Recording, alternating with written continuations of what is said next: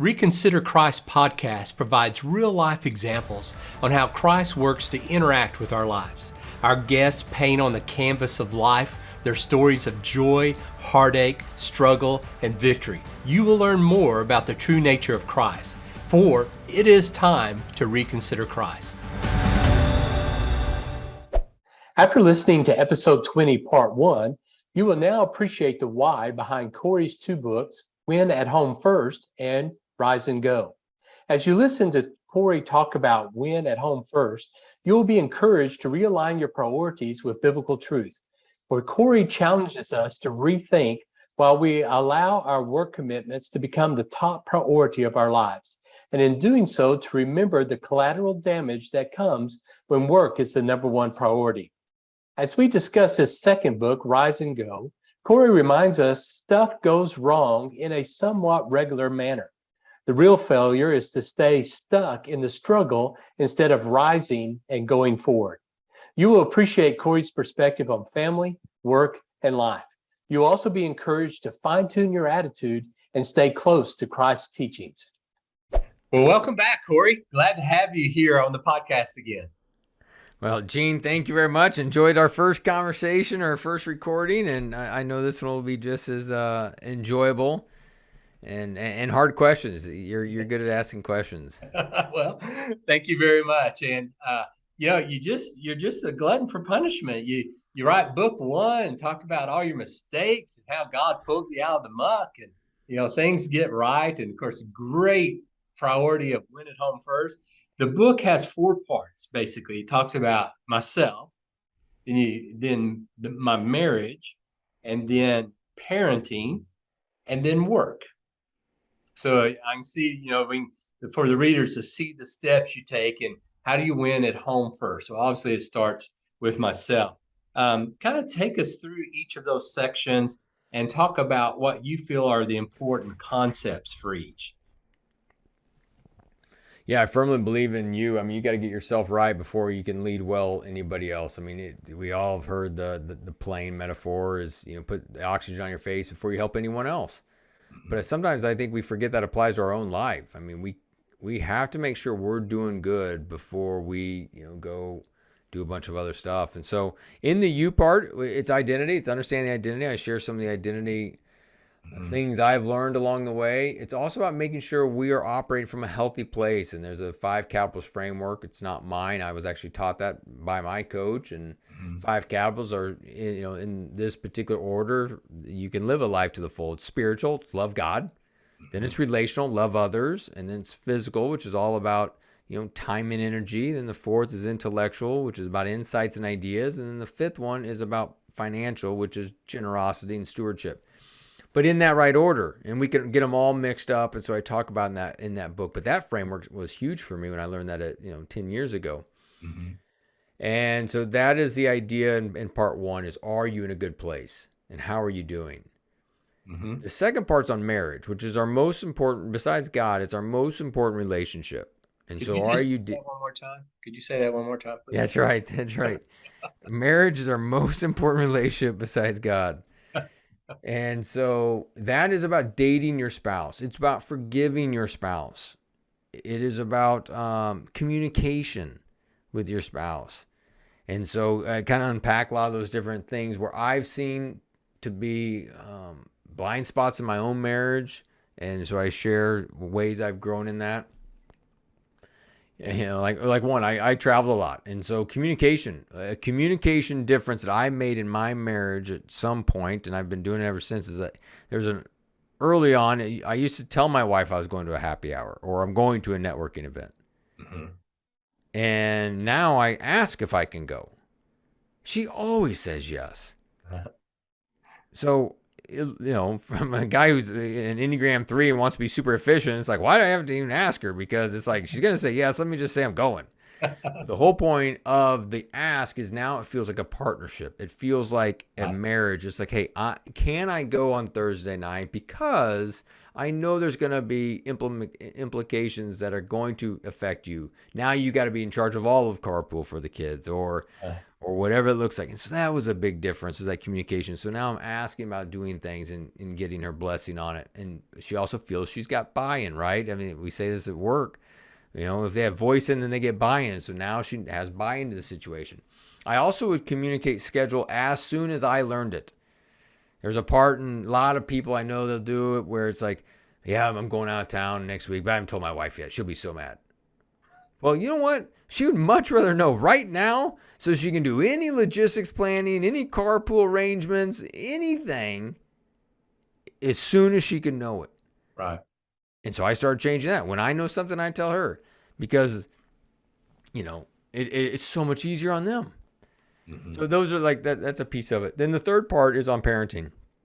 And it is about, I firmly believe we have to be the truth tellers to our kids. Like, we have to be honest. And once they find out we're not honest, they're gone. Like, they will not ask us any serious questions again. They'll go to Google, they'll go to Recess, they'll go to wherever they need to, depending on their age, to get the answer. Hmm. And so some mentor told me that early on, and Holly and I did that. And I think that's probably, I don't know. We did it. We did it. Our kids are awesome, but I'm not saying they're perfect. Our parenting's perfect, but we did a few things right, and this was one of them for sure. And so they came and asked us a question. We told them the answer, even if we didn't think they're age appropriate ready. We told them, Hmm. and we've had some great stories because of that. But because of that, they come to us now. Hmm.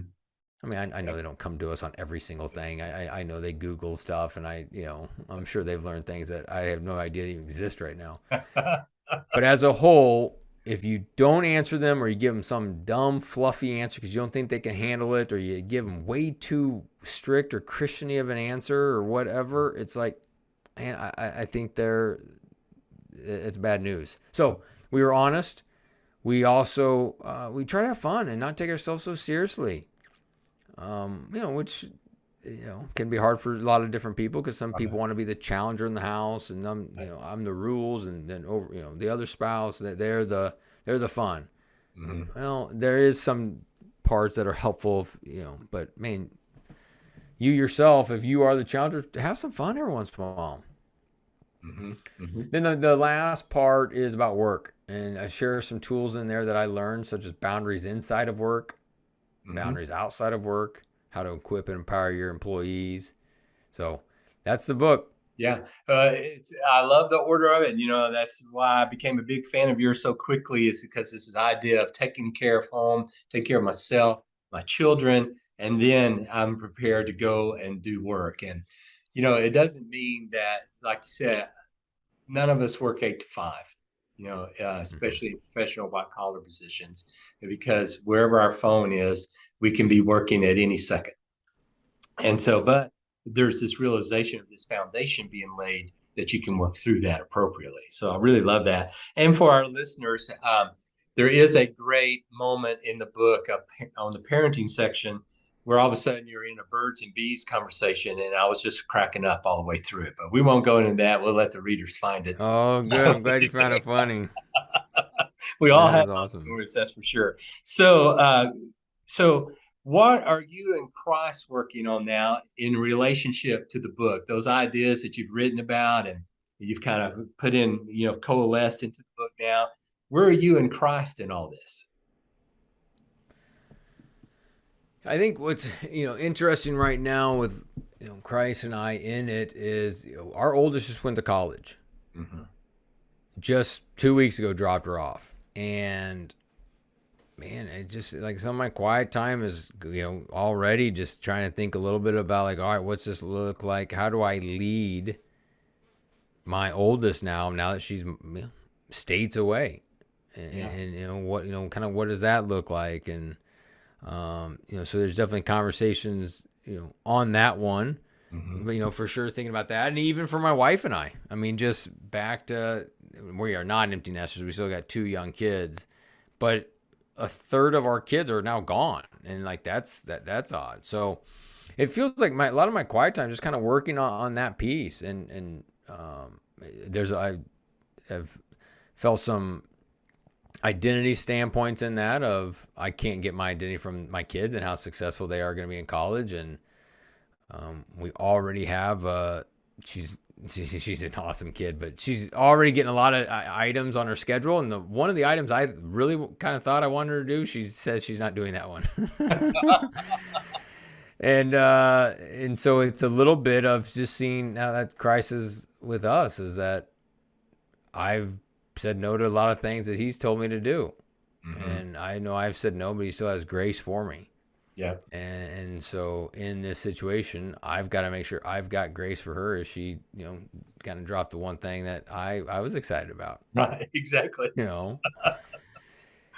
So I think it's just, once again, it's parenting. And that's when we see God's relationship with us a lot. You started coaching in 2016. You had the 50-50 relationship we talked about last time, and things are starting to crank and roll, and you're becoming 100%, funding through your coaching. And all of a sudden it's March 2020, and you're going to have to walk through that dark valley again about provision. Walk me through those moments. Yeah. Well, yeah, leading up to March 2020, I mean, I did that 50-50 with coaching,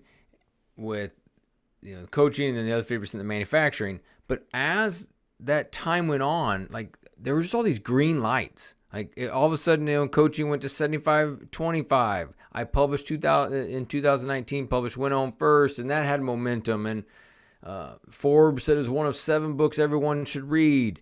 I got to do some, cool podcasts. I got some speaking engagements. Like, there was momentum. It was happening. And I was like, oh my goodness, this actually may work. So then we go to 90-10 split. And then we get to this kind of moment of my wife and I talking, like, should we do this? Like, the green lights are there, all the signs. I mean, it's happening. So we got our own insurance. We were excited. We were going to go all into coaching. March 1st, 2020 is when we jumped in. March 1st, 2020 is not the best time to launch anything in hindsight. But we had no idea. Yeah. Well, March 13th, not that anyone want to walk down memory lane of COVID, but it was actually a Friday the 13th. I'm not a superstition guy, but it's odd that Friday the 13th is when all the travel restrictions took place, at least in the United States. Mm-hmm. At that moment, the way my revenue was split was 35% speaking engagements and 65% coaching. Mm-hmm. So almost like Friday the 13th, right away, speaking engagements were canceled, so 35% gone.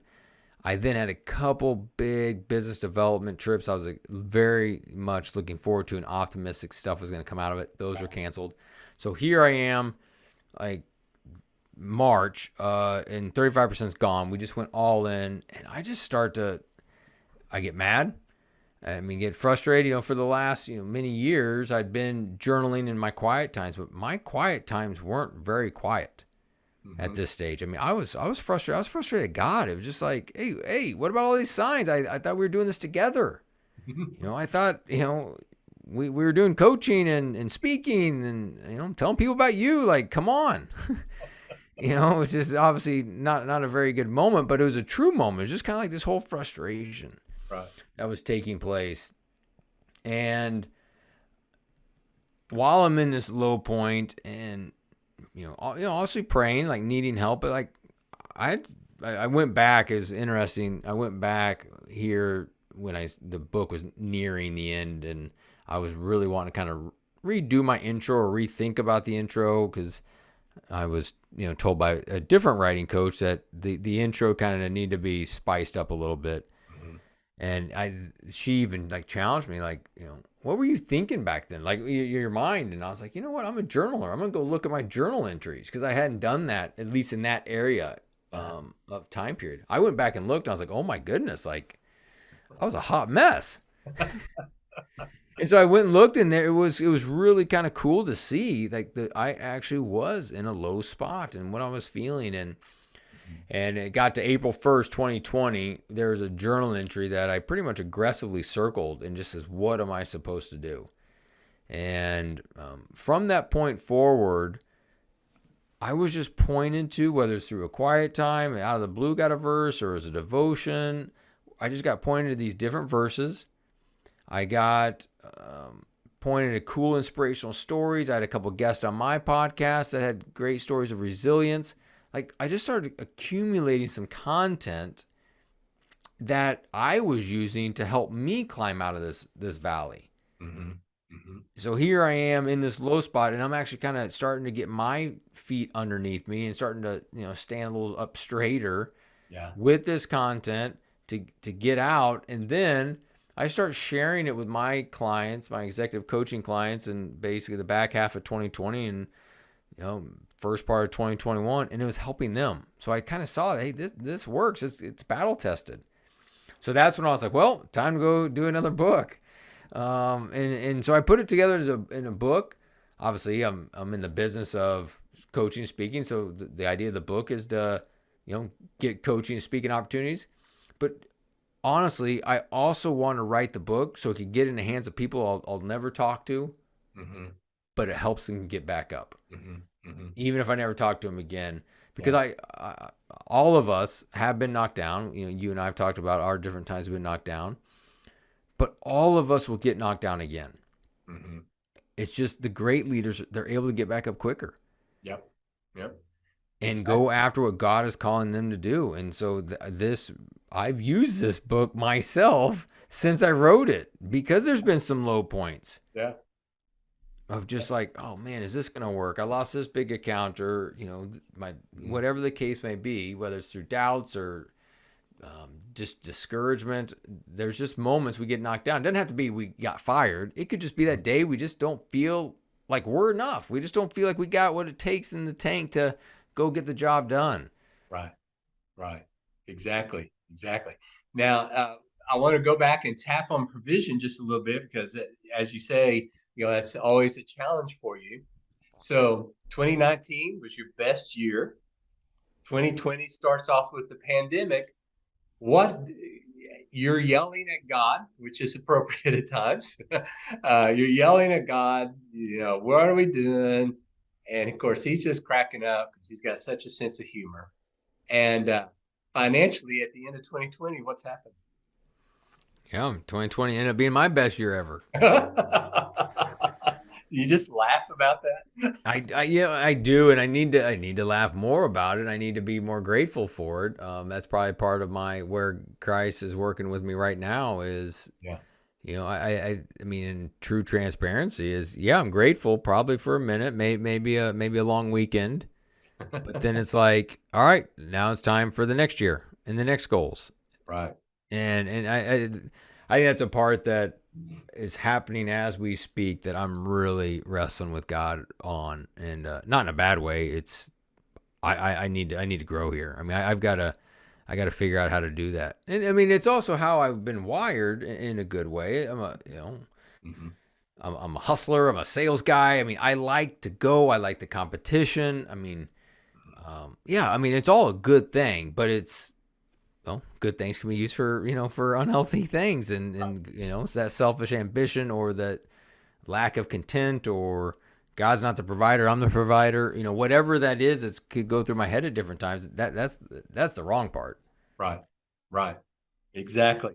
So he provides in that way. You keep going. You're using this content about, picking yourself back up. And you mentioned it just a moment ago, and I want you to explain it because I think it is just so cool. You said there is some biblical ideas, some biblical scriptures. Talk to us about how the title Rise and Go came about from your Bible study.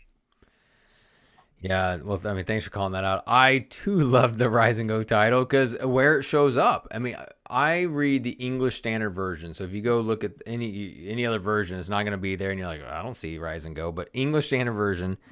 Mm-hmm. And I was reading Acts 8, 9, and 10.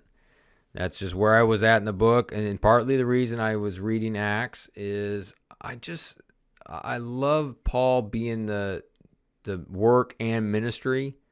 Like kind of doing both. It's just a good example for all of us of kind of that hybrid, that you can do work in the marketplace or ministry in the marketplace. And I just kind of liked it. So for some reason, I was back into that, reading about him. And so in Acts 8, there's this moment where Philip is told to rise and go talk to the Egyptian eunuch.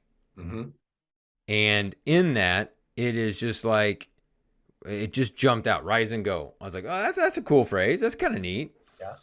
And then, so he goes and talks to this eunuch, and the eunuch, and he didn't want to go talk to because the eunuch was royalty, was basically working with the queen. So, I mean, that was a bold move to him do. There's some risk involved, and I'm sure he already had a pretty, active agenda that day anyways. He had $5. Yeah. So he's pretty darn busy. And so for him to go do that, obviously it was out of the norm, and it took some obedience, and he went and did it. Well, the eunuch's reading the scroll of Isaiah and needs help kind of interpreting and thinking about it. And sure enough, Philip shares it with him and gives him clarity and tells him about Jesus. And oh great, now we got Jesus going to royalty and now in another country, and that's pretty cool. Right. So that's Acts 8. So then I go to Acts 9, and I'm reading, and Ananias is told to rise and go down to the city or the street named Straight and meet a guy who's basically going to be there, and that was the Saul to Paul conversion. Right. So for those listeners, Saul being on his road to Damascus gets blinded. For 3 days he goes to this city square waiting for Ananias. A couple verses later, I don't have it memorized, but Ananias was not like sitting around. Like, he was a crazy busy man. And so for him to stop what he was doing, to be bold and go talk to Saul, that's a big deal. You're talking to the guy who's the biggest anti-Jesus person, even having people killed. I mean, that's like us. Some of us go talk to Putin or I don't know, like whoever it would be to go do it. That's a risky move. And he already had a full agenda. Right. But yet he went and did it. He rose up and went and did it. It obviously took courage to go do it. And he went and did it. And that was an enormous meeting, because without that meeting, who knows how Saul-Paul conversion takes place. Right. Then, so that stands out. I go to the very next chapter, and it's Peter is told to rise and go meet with 3 men that Cornelius sent, who was a very powerful man, but he was a non-Gentile. And so for him he was a Gentile, so he ended up learning of Jesus that way, and now it spreads into them. It's just like these 3 crazy pivotal stories, all told to rise and go. So I wrote down rise and go. I started thinking about rise and go. I started thinking, hey, I need to rise and go for my little pity party. Not that any of those men were having pity parties, but that's just what I started to think, and I heard from God, and so I just started thinking of rise and go, and so that became the title. Yep. Yeah, that's great. It's really fascinating. So you talked a little bit about the journal entries and what was going on with you in Christ during this time, and that you were pretty angry and upset. And so you're angry and you're upset, but you feel like you need to rise.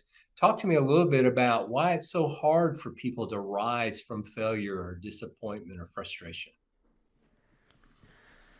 I think a lot of it's just getting back. I mean, standing up with with that courage. I mean, just thinking that we could go do anything again.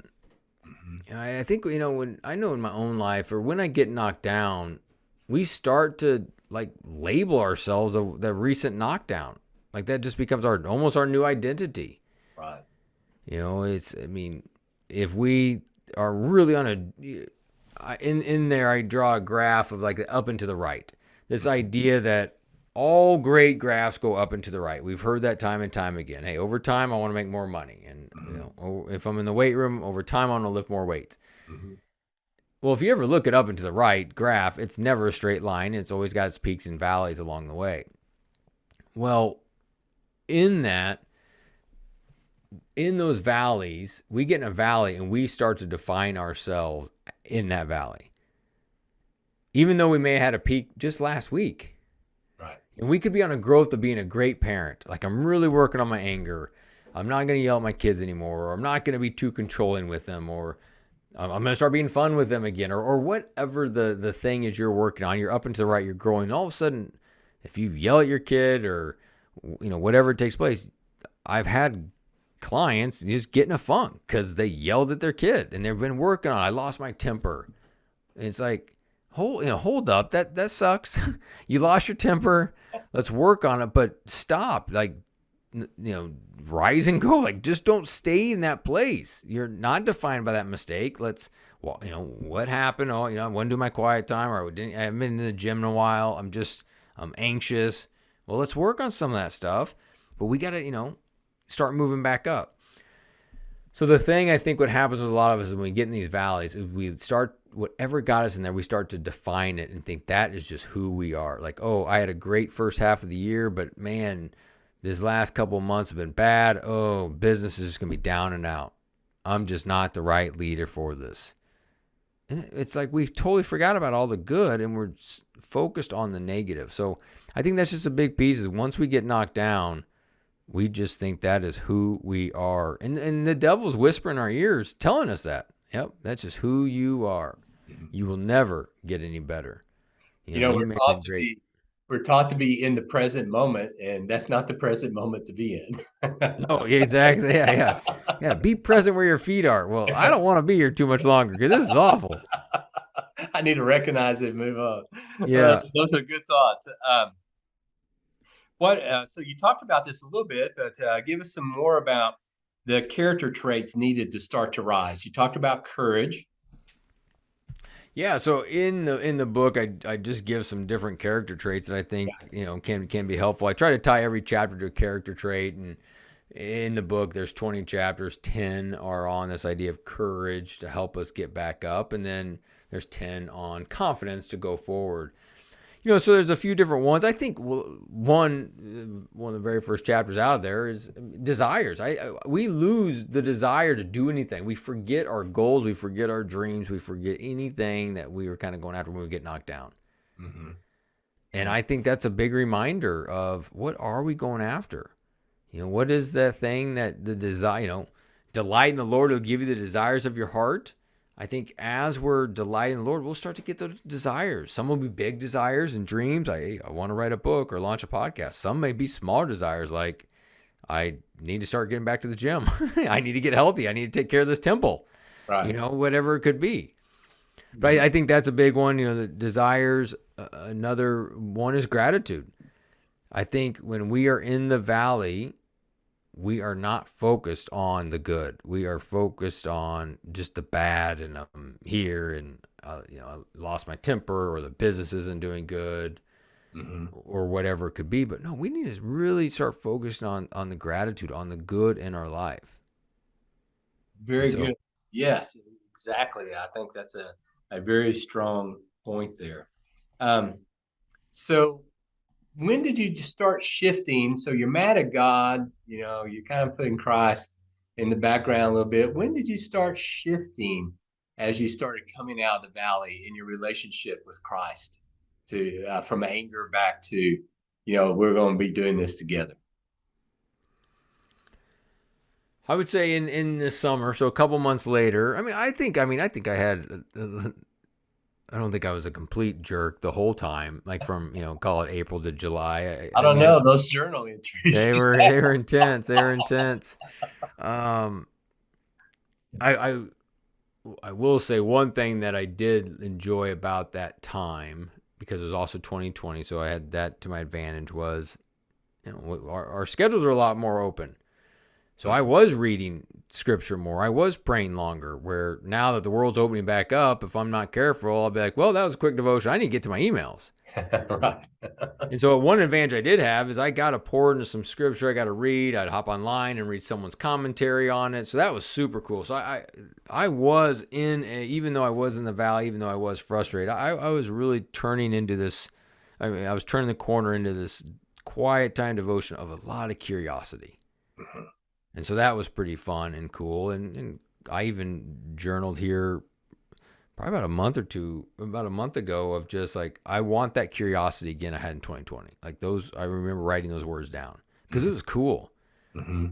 It was cool of that. And, a verse that was Yeah, just it's just pretty impactful. I won't go down that story for now. We got a lot of other stuff to talk about, but Well, one point I want to draw out here is I'm listening to you, and then from your first podcast also, there's a consistent theme here that I truly appreciate, and that we often overlook. Uh, in the valley, on the mountaintop, in between, everywhere else, if I'm in the Word, I'm learning about God's wisdom. If I'm in the Word, I'm seeing things that are going to apply to the day, and your constant drumbeat of going back to the Word of God throughout your life, I think, just speaks volumes of the power that we can find in the Bible. And to me, I've always said the fuel for the Holy Spirit is the Word of God. And if there's no wood in the oven, it's hard to light. So right. that's our wood. That the Holy Spirit can light up. So I really appreciate your emphasis on that, because I think it is very key to our relationship. Now, you talk about rise and go. So we got rising and going, up and out. I was just thinking about all the different synonyms that would go there. So what's the transition from rising to going? How do I know I've left one and gone to the other? And how important is it to make that shift?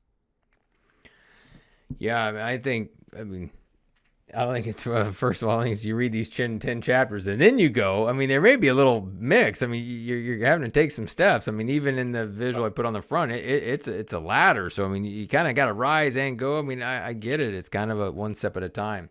Yeah. But I think with the confidence piece, I mean, it's the confidence is we get that by getting reps in. We get that by starting to believe in ourselves that we can do this. Like we're going to show up, and that with God that we can get it. I mean, the confidence is this. It's like, one of the leadership traits and the thing that I'm,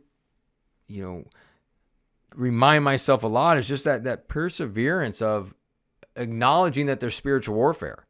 Mm-hmm. Like acknowledge, and so I get the confidence as I go forward that if something bad doesn't happen, it may just not be that it's all on me and I'm awful. Right. It's there's some spiritual warfare that's coming against us, and so I need to brush it off and keep moving. But if we're not aware of that, we're going to take it personal, whether it's in our marriage, whether it's a kind of you're trying to bring culture and fix culture at your office, and you start to get some weird like spiritual warfare behavior taking place. Mm-hmm. Like I think perseverance is a big one. And then being committed. Like, are you actually committed to climbing the ladder out of this valley? Are you really all in? Yeah. Because some people aren't all in. Right. It's kind of like I had a guy on my podcast that he made this comment that he's heard it from somebody told him where God is a great chess player. He's always waiting for you to make the next move. And I think some of us, we're not really committed to whatever the next mountaintop is we're going after. I mean, are we really committed to improve our marriage? Are we really committed to be more obedient and spend time in the Word? Are we really committed to launching this new business? Are we really committed and kind of having that, one foot in, one foot out? And so I think that's a big piece of it. Not to put words in your mouth, but the creative spark that just came across my mind while you were talking about that is we love to do the research because it doesn't cost anything. I'll take in the intelligence, I'll take in the knowledge, I'll do all the research. Well, how's it going? Well, I'm doing the research.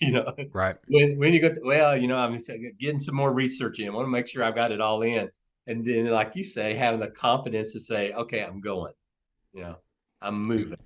Yeah. Yep. I love that. And the phrase I love is information, your research, plus implementation leads to transformation. Oh, nice. I mean, people listen to this listeners for this podcast. I mean, there's a lot of information here. Some you like, some you don't like, but grab one thing and do something about it. Yep. Like, we got books behind us on the shelves that in podcasts, and it's like we have so much information right now, but some of us are still struggling in areas of our life. It's like, just do one thing. Like, what's one thing you could do this week to be 1 degree better? Exactly. All right, very good. So as I look at going, what's the important concept there about, so I'm going some direction, where and why am I going? Yeah, that is absolutely true. You got to figure out and kind of know where to know where you're going. Yeah. I mean, I think that's a big piece. And I think for me, we always want that 3-year plan from God. Like, give me the 3-year plan. Uh-huh. But that doesn't work that way. It's like David talks about, it's a lamp upon my feet. It's like, it wasn't a huge, enormous flashlight that goes for miles and miles and we can see everything. It's a little lamp. It's one step in front of the other. Mm-hmm. And so I think for us, it's good to dream and have these big dreams, and we need to have all these big goals, but we need to make sure we're being obedient to the step in front of us each and every time. So as the go happens, I mean, I'm just trying to steward each day the things that I think I'm supposed to do for the business. I write down my big 3 goals for the day. I mean, I'm doing all those things. Right. Right. But that's part of having that confidence to, hey, these are the things I say I'm going to do, and I'm going to get them done and move forward. Mm-hmm. You've mentioned quite a bit about journaling, and talk to me about the power of that in your life and for others. And then tie into that, you talk about in Rise and Go, it's actually, in one sense, it's a workbook because you're working on your manifesto as you go through it. So talk about the power of journaling, and then this idea of writing this manifesto of where I'm going to go. Yeah, it's good. So there are 2 things, 2 separate things. The first one's a journal, and it is not a diary like for me. I mean, it's not a today I did this, I got up and then I brushed my teeth and then I went about my day. It's not a diary. What a journal is for me, quite honestly, it's just for me to stay focused and stay in the Word, stay quiet time. Because if I do quiet time with technology, it's gone in 1 minute. I will. I wonder if I got any emails. Hey, I wonder how that last LinkedIn post is doing. I wonder if it's getting traction. And then before you know it, I'm off. I'm gone. But I will read an old school Bible, and my journal and a pen, and that way it keeps me focused. Otherwise, I will drift. And so when I journal, because I get a lot of people ask me this, I'm not writing down sentences. I mean, I'm writing down some words. I may ask a question of that verse, like back to myself, like, hey, where's my weakness?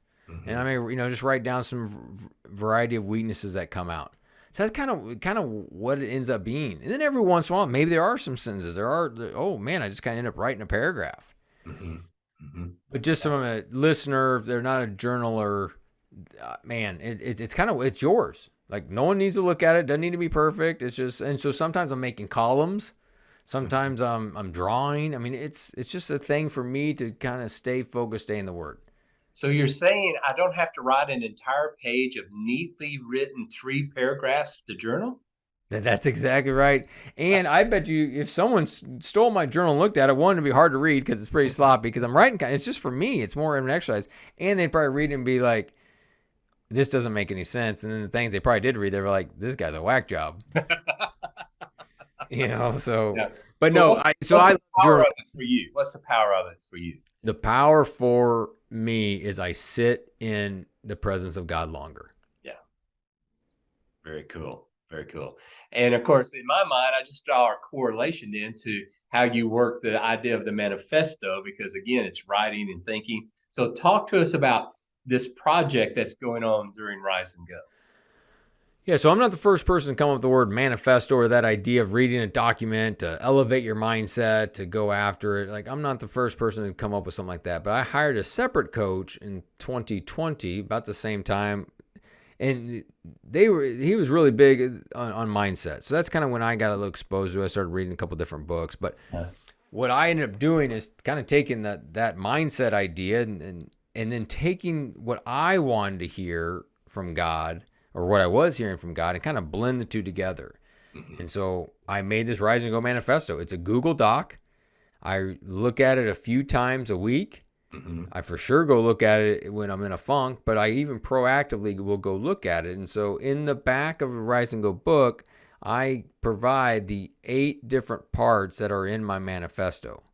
Mm-hmm. So part 1 is just an identity prayer. It's a prayer that I've written out that I mean, I still do normal prayers where I'm just praying kind of what comes to mind. Mm-hmm. But this is a prayer that I have written out that basically is me praying to God of kind of words that mean something to me. Like Mm-hmm. maybe if you read my prayer, you're like, oh, that's all right, but that didn't do much for me. But for me, it does. Like it's, God, you are my provider. And so I talk a little bit about, because you've heard me talk about my provision. So I remind you're my provider. God, thank you for your forgiveness of my, my sins. And that means something to me because I've, had some major sins in my life. And so there's just some pieces in there. And so I start with my identity prayer and start with that. And so that's just been super helpful. And then there's kind of other sections we talked about, kind of knowing what you want. So I just have some things that in there, it's almost like a vision board in my Google Doc of what I want they're just some visions that I really feel that are God's put on my heart to move my family in a certain direction and move my business in a certain direction. Mm-hmm. Mm-hmm. And what do you want the reader of the book to come out with as they work through a manifesto type program? Yeah, what I want the reader to come out with is I want them to have a resource that they can go back to the next time they get knocked down, and they or use it proactively, and they take a look at it and they use it, and it kind of helps them armor back up. Like, yeah, I'm not an idiot. I'm not a schmuck just sitting here, and I didn't mess up, but it goes through. And so there's kind of a little bit we talked about earlier unrecorded, but just like I am statements where I can tie myself to different lies based off an experience or a circumstance. Mm-hmm. Business, this is a bad month. Therefore, I'm a bad coach, bad businessman. It's not going to work out. Mm-hmm. I'm not going to, this is not going to have any success. Mm-hmm. Then in there, I'll have, in there is the verse of Romans 8:37 is we are more than conquerors through Jesus Christ who loved us. Mm-hmm. Therefore, in my I am statements, I am a conqueror through Jesus Christ who loved me. Right. And so I can read that and be like, yeah, I am a conqueror. I can go conquer this bad month. Mm-hmm. I can go conquer these things because I've got Jesus with me. Mm-hmm. And so it helps me just kind of get ready for the day, kind of just get, even fired up, just kind of talking about it. And so that's the idea, is that I get reminded of those things. I'm a beloved son. I know that, but some days I totally forget it. Totally. And so I kind of will read those things. And so those are the items that are in my document that help. So what I want is the listeners got that resource that they go back to. And it's a living document. Like there's verses, if I went and looked at those verses now, they may not mean as much to me as it did in 2021. Right. But I know in 2023, there's going to be a new verse that God shows me that I'm going to add to it. Yes, very true. Good or bad. So yes. Yep. That's beautiful. Thank you for that. Let's talk business for a minute. Most of our audience is in business, and we're constantly, you talk about this more when at home first, but you obviously have faith-based clients and non-faith-based clients. You've kind of felt your way through the integration of your faith into your work. Walk me through that process a little bit. What have you been learning along the way? What were the steps that were important to have the courage just to say, I'm a Christian, love it or leave it. Let's do some work together. Well, I think for the listener, just listen, who's in corporate America, like in that situation, I think someone told me to do this, and that's where I started, is before I started to lead with my faith, like say, I'm going to go start a Bible study, or I'm going to go do something in the building. All I started to do is answer questions with basically honesty, meaning the easiest one is, what did you do this weekend? And a lot of people would just say, oh, it's a good weekend. Yeah, I just kind of hung out. But that's when I started to actually turn the dial up a little bit, be intentional. Like, oh man, I went on a date with my wife, and that was a lot of fun. We try to go on a few dates a month. And then on Saturday, we went to church. Man, it was an awesome message. It was a pretty cool message about encouragement and hope, and it was cool. And things like that, and so instead of just like brushing it off, like, ooh, if I bring up church, they're gonna think I'm a weird Christian person, or I'm pushing my faith, or why were you late? I would have a small group on Thursday mornings. Well, why were you late to work? Oh, a doctor's appointment. Yeah, doctor's appointment. That's a ticket. Yeah, but instead I'd say no, a small group. I meet with a group of men, and we're going through the New Testament together. Mm-hmm. So I think that's a start of just answering your questions with the truth of just what happened. Mm-hmm. Mm-hmm. And I was surprised at how many doors that opened into conversation. Mm-hmm. I wasn't necessarily leading with my face and call it phase one. I was just answering questions, and then because they started to see, well, that looks a little different. Like I want some of that. That was the cool part. Mm-hmm. Did that surprise you? Oh yeah, it did. It did. And I think it goes back to, kind of lies. It's just like, oh, you can't say anything at work. It's cancel culture, and you're gonna get fired, and people are gonna say things. No. Mm-hmm. I mean, I do think someone's gonna say something. I mean, someone's gonna be a jerk. But man, people are longing for hope. Mm-hmm. People are longing for something more, and people don't have it. I mean, even Christians don't have it. I mean, a lot of Christians have the same divorce rate as non-Christians. I mean, so it's not like we got marriage figured out. Mm-hmm. Exactly. Exactly. Christians are just as pretty much unhappy in their job as non-Christians. Uh-huh. The Great Resignation, I'm sure, was pretty much split between Christians and non-Christians. Trying to find new purpose in their life. So I just think phase one, I don't even know if this is a real thing, but if there's a phase, that's the thing I started to do myself, and it actually was awesome, and it worked. Yeah, but let's call it phase one. I like it. Let's work with that. So yeah. Oh man, we're making these phases up as we go. That's right. That's what makes them really good. So, yeah. Phase one, intentionality. I like it. Yeah. Just being intentional in your conversation. Of course, and even before that, may I add a sub point to phase one? The sub point I would add, because I know you did it and others of us have done it also, is you were living your faith. Mm-hmm. Right. And that allowed trust to build. And then you become intentional in your statements. So that's a great phase one. And people are opening up to you. What are they opening up about? Yeah, I think I remember a couple conversations of just almost like kind of like, what did they talk about? Like, what do you mean? And so you just kind of would bring up some of the points that you heard from the sermon, or say something. Uh-huh. And you could just tell there's like this inquisitive, like, kind of response, and they wanted more. And so that was pretty darn cool. Yeah. But some people brush it off, and it had to take about the fifth time for them to say something. Right. And I've seen this, and you and others have too. There is an openness once you become, as you said, honest and intentional. So what's phase two? What was phase two?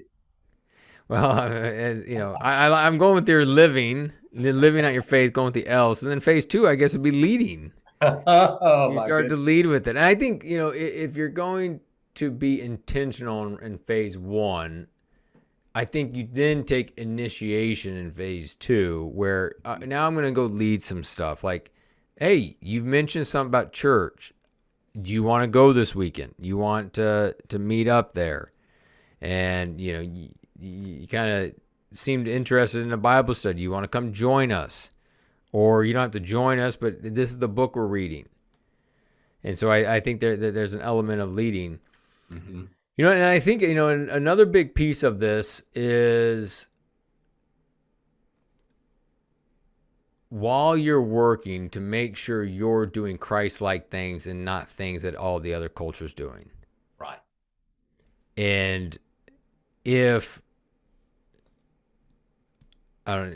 when I was a traveling sales guy, and I just, I know, strip joints were a big thing, and and and not going to them said something. Mm-hmm. Or not going to Hooters or any of those places. Mm-hmm. It says something. So I think if you're going to lead with your faith at the office, you better be doing things that are Christ-like. Mm-hmm. Mm-hmm. Yep. Exactly. And so it's not just act like all of them from Monday through Friday, then go to church on Sunday and pray away the sins and then get back to it Monday through Friday. And that's just the way it is on business. No, if you are going to be, like a phrase that my coach shared with me is we need to connect with people like Christ did, but yet be distinct like Christ was. Yes. Yes. So we need to connect with people. If it's on the golf course, very relationally and loving and empathetic and compassionate. But we also need to be distinct, and we don't need to get absolutely hammered and staring up and down the golf lady drives by or whatever that is. I mean, we need to look different. Mm-hmm. Exactly. Exactly. All right. So 2 great phases. Now talk to me a little bit because you've got your own contracting, right? So it's you're the business. And how do you discern when to go deep and not go deep in talking about faith or talking about Christ with your clients? Well, with some clients out of the gates, like, hey, they know kind of my background or my faith. Either they've read the book or they've seen a post I've done. So with all my clients, it's like, hey, kind of we can go the deep end of the pool or stay surface. And I had an awesome client for this last year, and he pretty much say we're staying surface. Like, he wasn't really ready to go the deep end. He kind of a broken, kind of Catholic, if you will, just has some wounding from that whole religion stuff. And so we didn't. Like, I'd say something, I probably oversaid something here and there at times, but I just wouldn't overall share a ton of verses with them or go deep. But man, we still had growth. I mean, we still talked about journaling. We, I think, even went to church a few times towards the end. So that was more of a slow play. Now, those that say, yeah, let's talk about it. Yeah, I'll dive pretty deep. Right. Yeah, exactly. We'll dive pretty deep. I may even a devotion that was moving me because it made me think about not only my own life, but it made me think about how I was viewing my customers. Like I'd bring that into it. Yeah. Yeah. Very good. All right. Cool. So we've got rise and go. We've talked about phase 1 and phase 2 of living and leading out in the workplace. What are your last words as we think about rise and go and put a cap on it?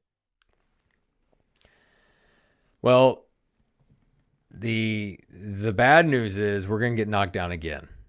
Bummer.